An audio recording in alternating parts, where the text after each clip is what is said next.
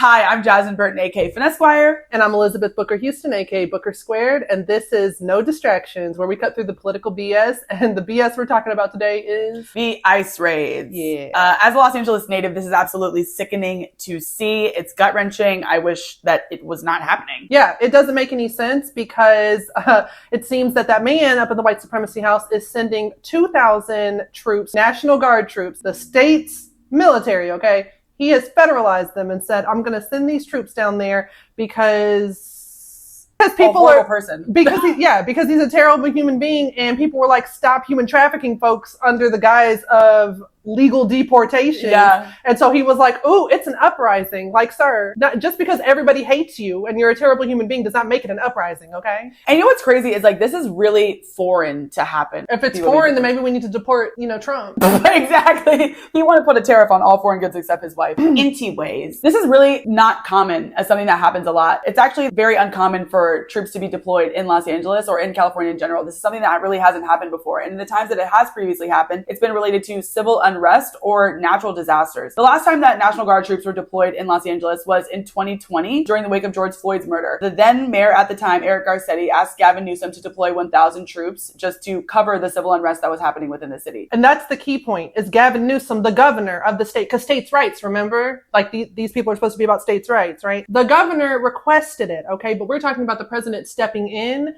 and sending troops, even though Mayor Karen Bass is like, no, we're good. And Governor Gavin Newsome is like, no, we're good. When was the last time that it happened that the president just sent people because he decided to? Watts. The last time riots. was Watts, and they deployed 13,000 troops, which is another instance of the government tearing apart a Black community. But that's not the topic of the video today. That's not the topic, because although I do want to shout out my friend Abiola, who made a great post on social media, and she said that for those who are in Los Angeles right now, Black elders who got through the Watts riots and what happened then, talk to them because they're going to give you some insight on what's going on here. And I think that's really smart. We got to make sure to keep looking to the past to see what's happening in the future. They seem to like to repeat history a lot. Right. These weren't the precedent times we wanted. We wanted different precedented times. We did. We wanted very different precedented times. And so they are sending these folks to Los Angeles. But here's the thing, is that Governor Gavin Newsome still has authority as governor. Mm-hmm. So my friend Benjamin, who is a U.S. Navy vet, he made a great post on Threads where he talked about all of the things that can and can't happen, right? So first of all, Gavin Newsome could just not use these troops. It's his choice as the governor of the state of California, right?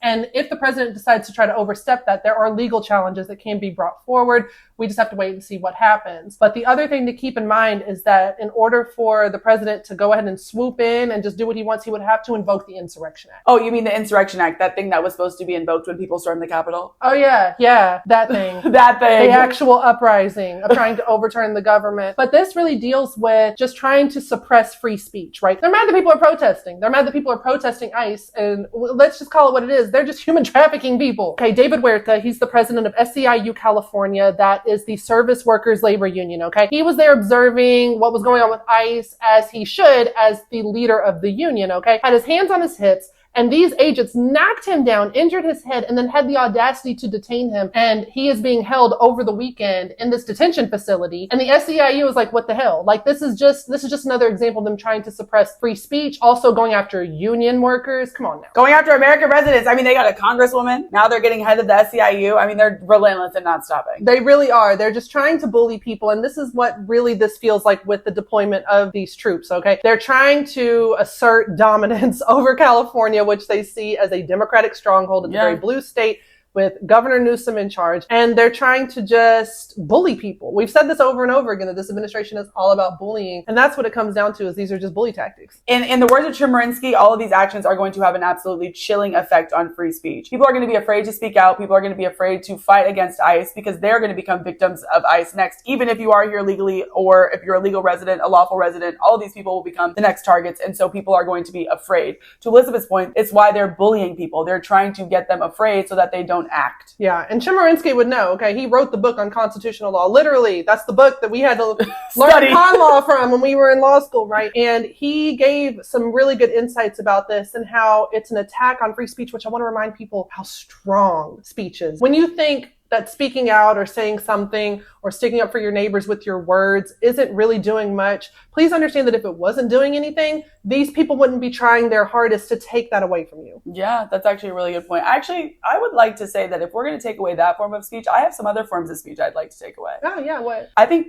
Trump shouldn't be able to speak. I think Charlie Kirk shouldn't be able to speak. Maybe even Joe Rogan. Yeah, I think that, I really think we should start taking away podcast bro. You should have to apply for a visa to become a podcast bro. I agree. I don't think you should get any podcast equipment until you get a visa after going through a very lengthy process. Okay, like you have to take a test and everything. I feel like that. The test and the lengthy process has to be approved by an oligarchy of Black women that include me, Elizabeth, and 3 other people that feel the same way. And you know what? I think that we should give some more speech to certain people. Ooh, I like that. I would like to give more speech to the Afrikaner scammer and the felonious one, as long as they're fighting each other on social media. Yes. Because again, I feel maybe that's why they're trying to attack free speech, is just because they keep hurting each other's feelings. I agree. I'm like, Elon Musk should not own X. And then he started doing this. I'm like, Elon Musk, keep it up. I know. We still hate you though. We still hate you. We don't like you. But tell us about what other lists Trump is on. We would like to know all of the secrets. Tell us the secrets. Maybe we'll change our minds about not hating you. We won't, but maybe. But I guess you could try it out and see.